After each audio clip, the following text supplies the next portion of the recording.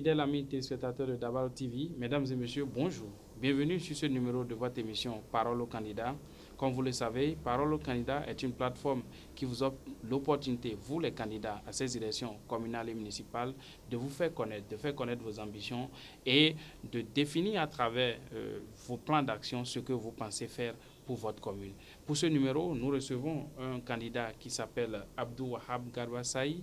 Il est candidat sur la liste Bloc républicain dans la commune de Kalalé. Avec lui, nous allons aborder plusieurs sujets qui ont trait à son parcours académique, à son parcours politique, à ses ambitions pour la commune de Kalalé et comment il pense contribuer à l'animation de la vie politique de sa commune à travers le conseil communal s'il parvenait à se faire élire. Monsieur Abdou Wahab Garbasaï, c'est une joie pour nous de vous recevoir sur Dabar TV. Soyez les bienvenus. Merci, monsieur le journaliste. Comme je le disais tantôt, vous êtes candidat sur la liste Bloc républicain dans la commune de Kalalé, l'arrondissement de Bouka précisément. Vous avez décidé de vous porter candidat. Dites-nous d'abord, pour ceux qui ne vous connaissent pas, qui êtes-vous, quel a été votre parcours académique, votre parcours professionnel, avant qu'on aborde le volet proprement dit qui est les élections communales et municipales. Merci beaucoup. C'est un plaisir de nous recevoir sur votre plateau. Et c'est une occasion donc que vous nous donnez pour effectivement nous faire connaître et de présenter un peu ce qu'on peut appeler nos ambitions, si ambition il y a, ou en tout cas nos projets. On m'appelle effectivement Garbasaï Abdou Wahab.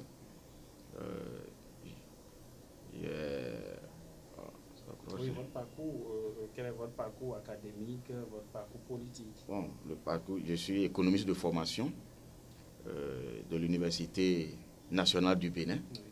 Aujourd'hui l'UAC, où je suis sorti diplômé d'une maîtrise en sciences économiques. Et quelques années plus tard, j'ai fait le master en gestion des projets. Et sur le parcours professionnel, je crois que j'ai commencé par l'enseignement en tant que professeur de l'enseignement secondaire général, associé du privé professionnel, comme j'ai fait les sciences économiques.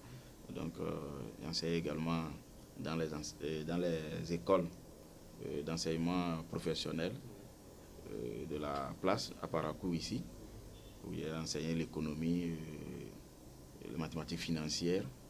Bon, dans l'enseignement général, j'ai fait les mathématiques et les sciences physiques.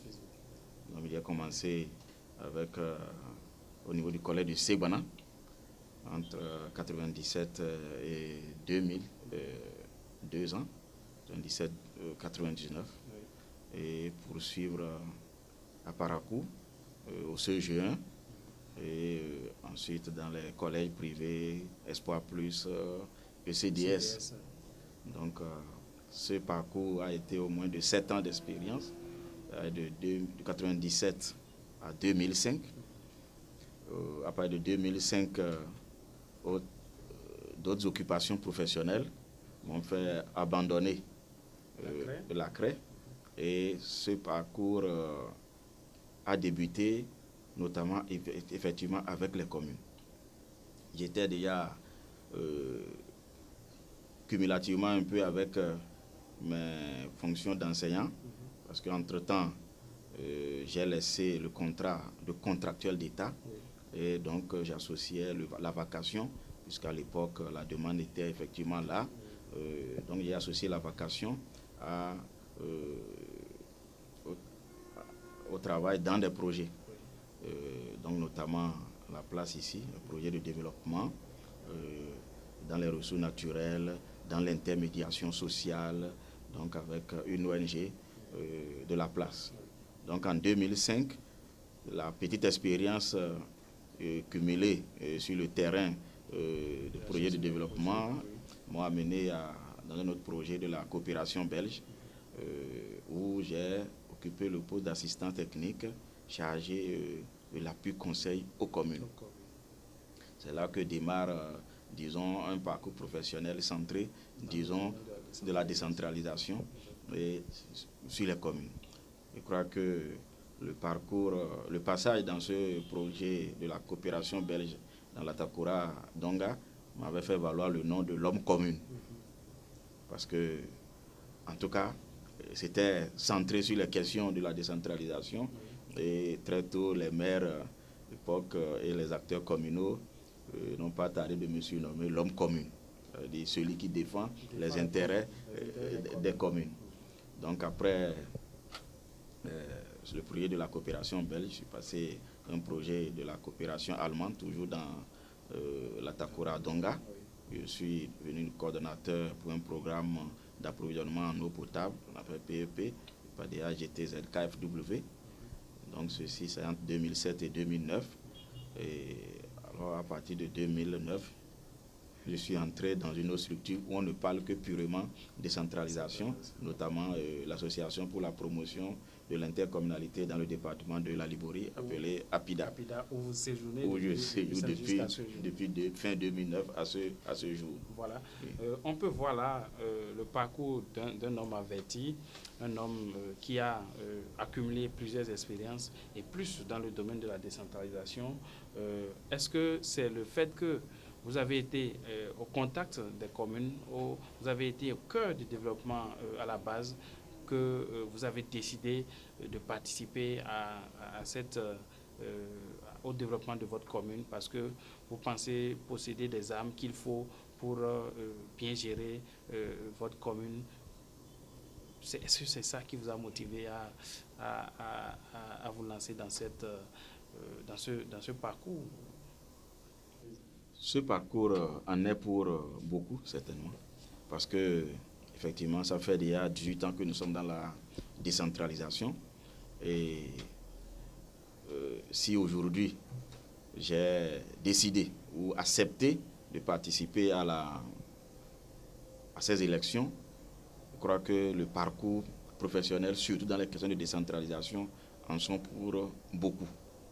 Parce que depuis 18 ans, je crois que je suis en contact des acteurs communaux, des élus, auprès de qui nous jouons un peu le rôle de coaching. Parce que la formation, l'appui conseil, c'est pratiquement donc comme un rôle de coaching. 18 ans après, je crois que si les sœurs et frères de votre commune ou de votre arrondissement vous font le clin d'œil, je crois que tout ça a participé à ça. Parce qu'aujourd'hui, 18 ans, dans la décentralisation et en matière de politique, je crois que depuis les débuts de la démocratie et de la décentralisation, je ne suis pas quand même un sourd de la politique, mais je ne m'étais jamais engagé. Je crois que c'est pourquoi je dis que ce parcours professionnel en a été pour beaucoup.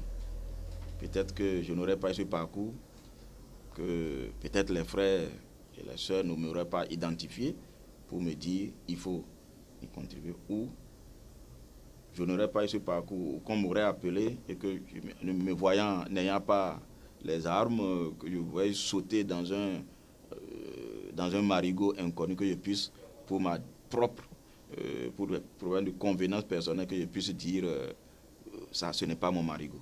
Alors, pour qui vous connaît depuis fort longtemps, et on vous a vu dans une position par le passé de critique très acerbe, très dure à l'encontre du régime passé. Et aujourd'hui, vous êtes candidat sur une liste qui soutient les actions du chef de l'État. Est-ce que c'est parce que vous avez senti que la donne a changé, la gouvernance a changé, que vous avez décidé de vous lancer non seulement dans ce combat, dans ce terrain politique, mais avec les couleurs du Bloc républicain, qui est l'un des partis qui soutiennent aujourd'hui la gestion talon? Effectivement, pour ceux qui me connaissent, ils connaissent ma position vis-à-vis de l'ancien régime, mais je crois que ça n'a toujours été que des critiques objectives. Bon, objectif, ça peut être dans mon sens à moi, mais je crois que j'ai des arguments. Si je prends depuis les élections de 1996, j'étais déjà vers la fin du cycle de ma formation universitaire, où j'ai été un militant très actif pour le retour aux affaires du général Mathieu Kérékou. Mais après ces élections et la victoire en venue, j'ai observé, ce n'est pas la politique de dire quand je participe, c'est que je dois tirer mon... On doit avoir un retour. La preuve, sortait fraîchement de l'université, je n'ai jamais fait la cour à un politicien, un homme politique, pour avoir un poste, pour participer à un concours de la fonction, jamais. Mais je crois que les conditions de l'époque aussi faisaient que, bon, on a d'autres atouts à vendre, on pouvait facilement s'insérer, se trouver un job. Donc ça m'a plus occupé que le volet politique. Alors d'où venaient ces critiques à l'endroit du régime défunt, c'est-à-dire le régime Boni Yayi? En fait, qu'est-ce que vous reprochiez à ce régime en son temps? Vous savez, j'ai appris à l'école que, de par ma formation professionnelle, en tout de tout ce qu'on apprenait autour, que ce qui fait là, c'est quand c'est dur que c'est bon. C'est quand c'est dur que c'est bon. En tout cas, au bout de ce qui est dur, c'est bon. Pour être premier de la classe, on sait ce qu'il faut faire. Il faut travailler dur. Donc vous estimez le régime Yayi avait trop de laisser-aller. C'était pas dur, c'est ça? Si c'est même laissé... Bon, aujourd'hui, le temps n'est plus là pour masser le passé, mais c'est important qu'on sache vos motivations d'hier et votre action d'aujourd'hui. On pourrait faire le lien pour savoir ce qu'il y a effectivement. Dans un premier temps, j'étais un peu... vous savez, quand un régime comme celui qui est passé, où on apprenait que tout, c'est pour la première fois, ça a été déjà un premier choc. Tout ce qu'on fait, c'est la première fois. Alors que j'étais déjà un acteur de développement, j'étais déjà un jeune observateur dans les projets. On a fait beaucoup de choses sous le silence du nom du gouvernement. Mais quand ce régime a commencé, tout ce qu'on fait, ou ce qu'on faisait déjà, ce que des régimes passés faisaient, on fait la même chose, mais il doit y avoir une haute communication autour pour dire que c'est la première fois. Ça m'avait fait un choc. Mieux, on a aussi, par nos formations académiques et de l'histoire, appris ce que les régimes populistes faisaient pour pratiquement endoctriner la population. Je voyais les signes de ça. Donc c'est tout cela qui vous amenait à adopter certaines positions. Il y avait de belles actions dans le régime, mais il y avait une grande dose de choses pour endoctriner la population. Et quand on endoctrine la population, on ne la laisse plus voir.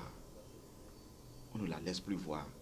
Parce que quand vous voyez comment l'ancien président lui-même est venu aux affaires, c'est parce que la population était libre de penser. On ne l'avait pas endoctriné. Vous voyez, tous ceux qui se rappellent comment le régime Dr Yayi est venu au pouvoir, ça c'est parce qu'on avait affaire à un peuple c'est-à-dire à qui on laissait la liberté de choisir dans la tête. Hein. Ce n'est pas la liberté, c'est-à-dire que qui avait ça... C'était pas une liberté voilée. C'est pas une liberté voilée, guidée. Qui était libre de pouvoir dire ça ne nous plaît pas. Vous l'avez dit, vous avez exprimé vos motivations en son temps qui faisaient que vous étiez amer face au régime passé. Maintenant, ce que voudraient savoir certainement les auditeurs, les téléspectateurs, c'est ce qui a pu changer du régime Yayi au régime Talon aujourd'hui. Qu'est-ce qui a pu changer pour qu'aujourd'hui vous adhériez aux actions du chef de l'État, que vous soyez même candidat sur une liste qui soutient ces actions? Merci beaucoup. Je crois que je me réfère toujours peut-être au vécu dans mon éducation. Et j'observe que, et ça reste toujours valable, que c'est lorsqu'un père, généralement lorsqu'un père dure sur ses enfants, on a souvent observé qu'ils ont réussi. Ou pendant qu'il vit et qu'il est dur, on parle mal de lui, les enfants disent le père ne nous laisse pas faire quelque chose, mais c'est quand il n'est plus là qu'ils se rendent compte que tout le monde a pour dire ah, le papa notre père nous avait formés. Mais à contrario, quand un père gentil, quand il est là, tout le monde mange comme il veut. Tout le monde prend ce qu'il veut. Tout le monde fait ce qu'il veut. C'est le père le meilleur du temps. Mais il se fait que l'histoire et les faits ont montré que il arrive que ceux qui gèrent sa main de cette façon, quand il part, c'est la décadence. Et tout ça, je crois qu'aujourd'hui, les faits, ce n'est pas le fait aujourd'hui qu'il y a dit qui se retire. Non. Tout ce qui était, on a dit en parenthèse, bien au temps du régime, si c'était vraiment bien, ça doit être du bien pour l'éternité. Ça ne devait pas être du bien pour quand, pendant la vie du régime. J'ai changé avec beaucoup, il y a beaucoup d'amis, on est même dans nos services, partout. Nous sommes tous béninois, nous sommes tous d'obédience politique différente. On cause beaucoup. On observe de façon générale que tout ce qui était bien, là, les jeunes qui se disaient non, Yahya a fait la promotion de la jeunesse, on était bien, on est bien. Mais quand on est bien, ce n'est pas pointant. Bien, ça veut dire qu'on vous a préparé à l'avenir. Quand vous n'êtes que bien pour cette période, je trouve que moi, selon ma conception de l'éducation même, c'est qu'on vous a mal éduqué. Et puis, je crois que dans ce sens, on peut multiplier les exemples. Mais peut-être le moment n'est pas, on n'est pas là pour... mais comme vous l'avez demandé, il fallait vous dire pourquoi. Et aujourd'hui, j'ai demandé à un ami, j'ai dit, vous souffrez. Ok, aujourd'hui on dit que c'est dur, rien ne marche. Je te pose une question. À la fin de ce régime, qui va souffrir? Dis-moi, à la fin du régime Talon, qui va souffrir? Si tu ne trouves pas ça, veut dire que pour moi, selon mes convictions de la bonne éducation, on est en train de nous éduquer. Voilà, on l'aura compris. Pour vous, la bonne éducation, c'est d'habituer, d'amener l'enfant à savoir que tout n'est pas facile. Tout ne peut être rose. Et en comparant les deux régimes, vous avez compris que du régime Yahi au régime Talon, il y a eu un changement en termes de manière de gouverner, en termes de manière de gérer, où aujourd'hui, chaque Béninois doit pouvoir fournir de l'effort pour attendre des résultats en vue d'améliorer ses conditions. Et cela vous a impressionné, cela vous pousse aujourd'hui à accompagner ce régime et en être candidat. Vous êtes candidat sur la liste Bloc républicain dans la commune de Kalalé. Nous connaissons la commune de Kalalé, nous connaissons le niveau de développement de la commune de Kalalé.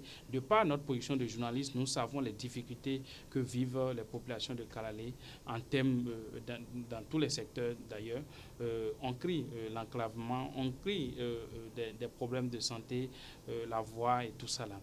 Vous, en tant qu'acteur de développement local, en tant qu'acteur de la décentralisation qui a participé à l'exécution de ce mode de gouvernance depuis bientôt 18 ans dans plusieurs communes du Bénin, qu'est-ce que vous pensez apporter à votre commune lorsque vous serez au sein du conseil communal?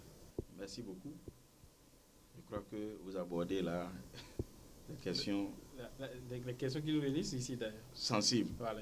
Le pourquoi même de nous investir actuellement dans la construction de notre commune à travers notre participation éventuelle aux actions du conseil communal. Déjà, bien d'abord, il faut dire que vous avez évoqué plusieurs chantiers, mais de ces chantiers, il y a des chantiers qui sont des chantiers de la commune et des chantiers du gouvernement, qui sont du ressort du gouvernement, notamment la route. Donc si la route n'est pas faite, ou est dans cet état que tout le monde décrit, qui est déplorable, ça fait partie du chantier des gouvernements. Donc pourquoi ce n'est pas fait depuis aujourd'hui plus de 60 ans, de 60 ans, si on doit compter du temps de la décentralisation. Je crois que d'abord à ce niveau, on peut dire que ce n'est pas la seule voie qui est dans cet État. Ce n'est pas la seule commune qui est dans cet État. Et je crois que donc les gouvernements font dans leurs priorités des choix et progressivement, peut-être que au cours de ce mandat où... Vous pensez que Kalalé n'est pas normalement une priorité pour les gouvernements qui se sont succédés et même ce gouvernement, il y a eu beaucoup de communes qui en ont bénéficié. Vous pensez que ce n'est pas encore le moment? Peut-être que ce n'est pas encore le moment. Si c'était le moment, ce serait déjà arrivé. Si c'était le moment, ce serait déjà arrivé. Donc je crois que, et comme je dis, ce n'est pas la seule commune qui est dans cet état, je crois que puisque tous les chefs d'État qui sont passés, on ne va pas quand même les traiter de mauvaise foi pour dire que bon, c'est parce qu'ils ne connaissent pas Kalalé. En matière de production agricole, je crois que Kalalé, c'est l'une des communes qui alimente à un bon taux le grenier national. Exactement. Donc, si on voit tous ces éléments, on ne va pas dire qu'un chef d'État ne connaît pas cette potentialité de la commune. Mais pourquoi la voie n'est pas encore faite? Je ne veux pas faire le procès des régimes passés pour dire pourquoi ce n'est pas fait. C'est que nous n'avons pas assez de ressources et les priorités n'ont pas encore amené la voie Kalalé-Niki aujourd'hui, puisque le tronçon jusqu'à Niki est bitumé. Pourquoi de Niki à Calais ce n'est pas encore fait? Je crois que ça va dans l'ordre des priorités. Et je prie, je souhaite que Kalalé soit, cette route maintenant soit dans les priorités des années, dans quelques mois, au niveau du gouvernement. Parce que, vous savez, il y a par exemple un discours, quand je suis nos dirigeants, nos responsables politiques, un discours quand par exemple on inaugure un ouvrage, une infrastructure, quand on dit, ah, voyez, quand c'est les ministres qui vont, on dit, voyez, c'est parce que le président vous aime. Vous voyez, le président vous est à cœur. C'est parce qu'il vous aime. Donc, moi, je suis un professeur de mathématiques. Si on reste dans la logique de DEM, ça veut dire que les communes ou bien les villages, les localités qui n'ont pas d'infrastructure, ça veut dire que le président ne sont pas aimés. Est-ce que vous voyez? Donc, c'est pour dire quoi?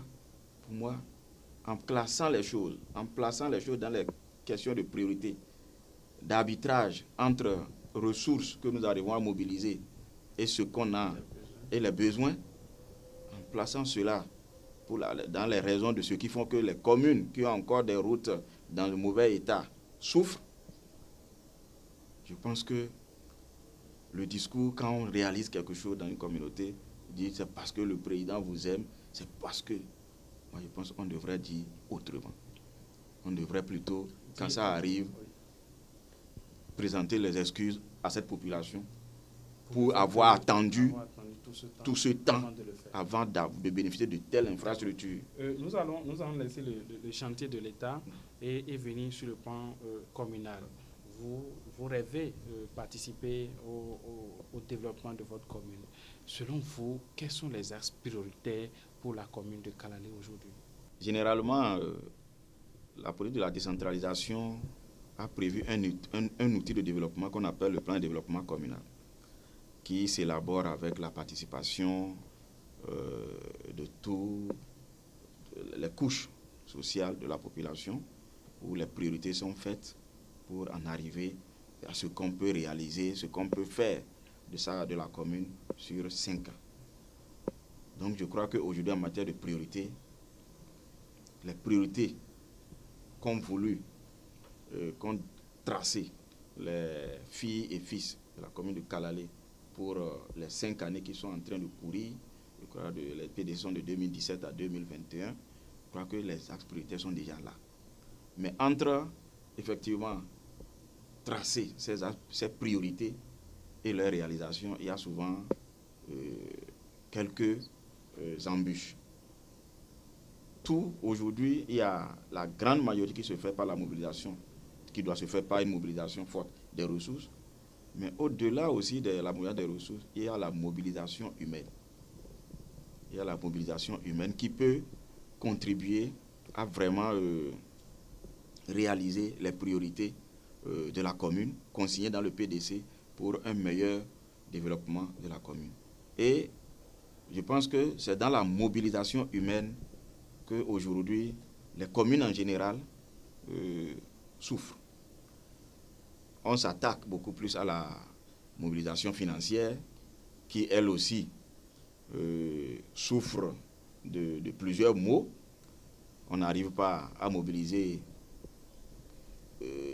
selon les potentialités réelles de la commune. Il y a d'autres réalités là en dessous. Mais quand déjà ce qu'on peut compter, on n'arrive pas à mobiliser autant que nos potentiels, ou en tout cas, on n'arrive pas à verser cela à mobiliser cela et les verser dans le compte du budget de la commune, c'est déjà un problème. Et ça, c'est une difficulté d'ordre général pour plusieurs communes. Dans les 77 communes, je crois qu'au moins 60 doivent avoir ce problème. Mais le problème de mobilisation humaine, je crois qu'il est général. Parce que là, on constate que de la compréhension qu'on a donnée aux populations de la décentralisation, et tel que l'exécutent, l'animent les hommes politiques, c'est comme si les populations restaient et la mairie viendra tout vous faire. Ce qui fait que, alors, mais qui ne veut pas se reposer? Je crois que j'avais dit quelque part tantôt, quand on vous donne la natte pour vous coucher, je crois qu'il ne faut pas qu'on se plaigne de votre réveil tardif. J'avais dit tantôt que, pour moi, quand ce n'est pas dur, il n'y a pas le sourire après. Donc, depuis le début de la décentralisation, bon, c'est comme si on a étalé la natte aux populations, et alors, on pense qu'on fera tout à leur place, alors qu'on n'arrive pas à mobiliser les ressources qu'il faut. Alors que même si on mobilisait les ressources, il faut qu'on les mobilise, elles aussi, pour faire le développement. Donc, je crois qu'à ce niveau, là où va être, en tout cas ce que je pense apporter, c'est cette animation au sein du conseil communal, si j'en faisais partie au lendemain des élections du 17 mai prochain. C'est cette dimension que je pense vraiment apporter, qu'on puisse la cultiver au sein du conseil communal, la mobilisation humaine. Et quand on dit mobilisation humaine, elle est sans frontières. De toutes les façons, à travers vos réponses, on peut savoir que vous êtes quelqu'un qui est ancré vraiment dans le monde de la décentralisation, qui connaît réellement les problèmes de la décentralisation, parce que vous les prenez là au niveau de la source même du problème. Et pour vraiment résoudre un problème, il faut le prendre par la source, par les racines, comme on le dit.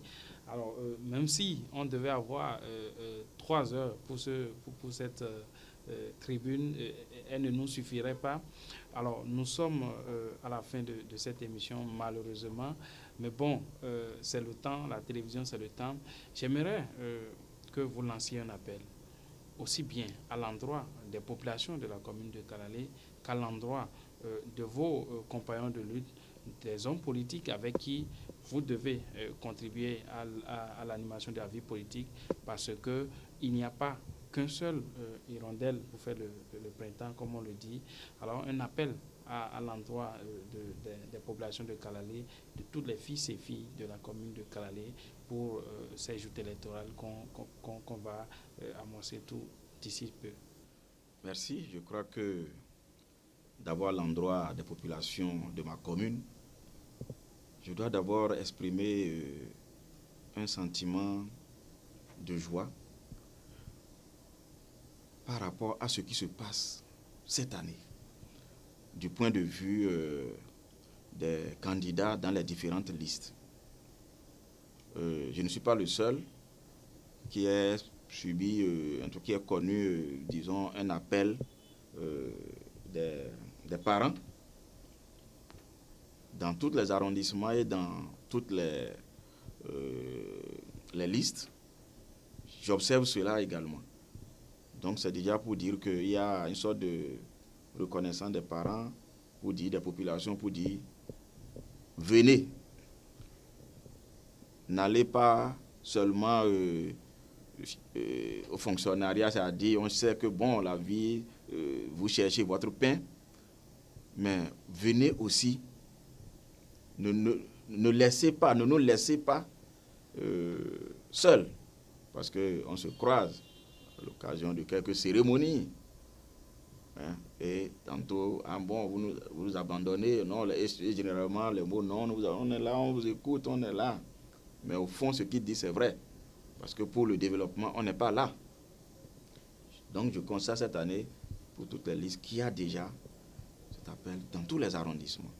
Et ça, je salue déjà ce dynamisme, cette expression qui vient, en tout cas qui est un ressenti, qui s'est exprimé à travers la composition, la sollicitation de nous qui nous distancions, qui observions avec, disons, quand on va dire aujourd'hui, je crois que ce n'est pas les mesures de distanciation pour éviter le corona, mais c'était des mesures de distanciation pour éviter d'être mêlé à peut-être quelque chose qui n'est pas bien fait.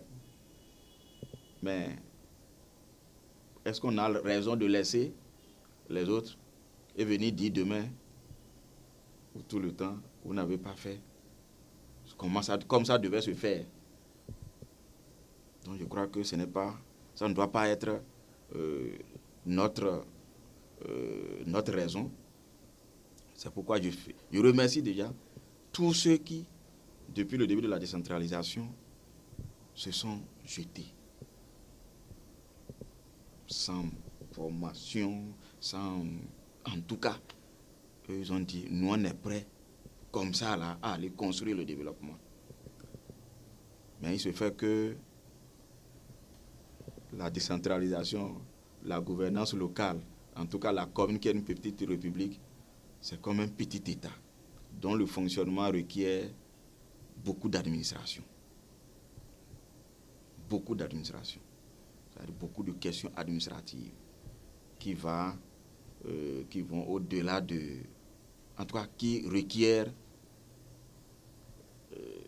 des aptitudes. Avec le temps, on l'a compris.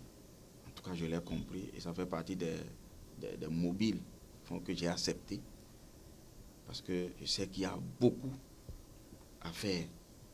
Ça ne se gère pas à la carte. Ça se gère avec une bonne dose administrative qui requiert ce qu'il faut comme aptitude à cet effet.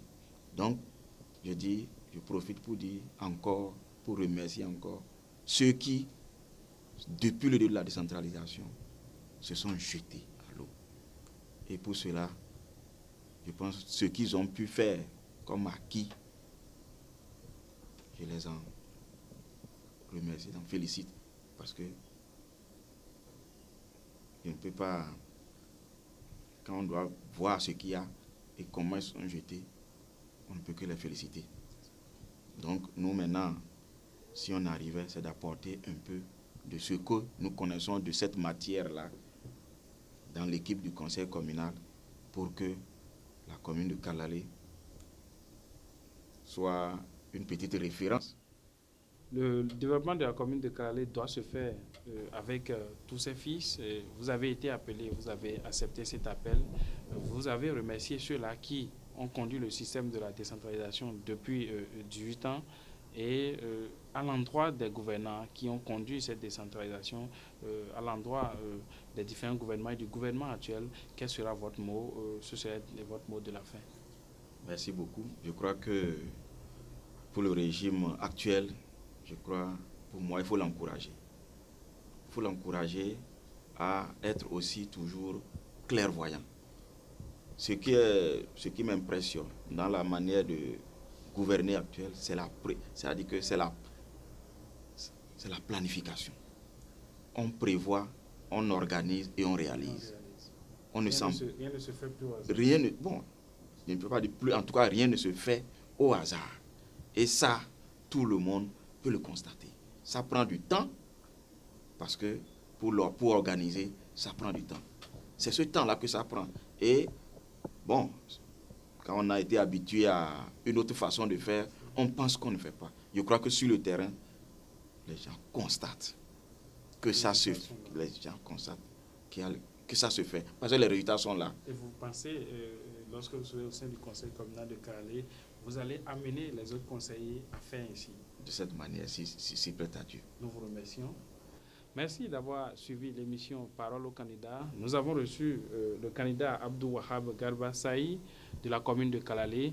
Vous qui êtes candidat et qui aimeriez passer sur cette tribune, c'est très simple. Joignez le service commercial de la chaîne de télévision Dabar TV au 66 75 30 38 et vous aurez l'occasion de vous adresser à vos populations, à vos militants, d'annoncer vos ambitions, vos motivations et vos rêves pour votre commune. C'était votre émission Parole aux candidats. Merci de nous avoir suivis et à bientôt. Audio Jungle.